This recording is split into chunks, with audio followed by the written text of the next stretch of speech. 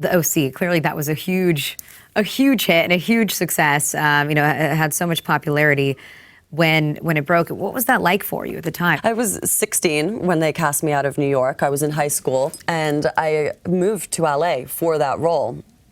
And I think it was just a learning curve. I'd been in independent film and theater, and I'd worked so hard in these like little indies, but it was nothing in comparison to what you have to do when you get on a big TV show that you're supposed to kind of front as well, and like how much work that is to work day in and day out. So I think just at that age, it was like, oh my God, all these cameras, all this fame, all this stuff all at once. Around that time too, the OC was just a phenomena.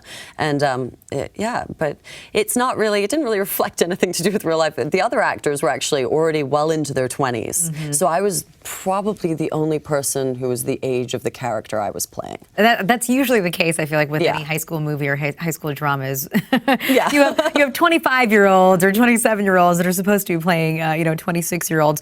But what about, would you want to go back there? I mean, recently, you had been asked about a possible reunion because people have spoken about it, and you said that at the time it just didn't feel right. You kind of, didn't seem too amped.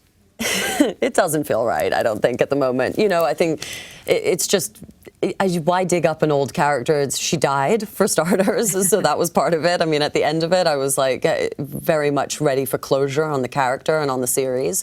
And yeah, it just doesn't feel right. It's not the right moment as well. And I don't think there's much that you could do with that storyline anyway now, especially since I'm dead.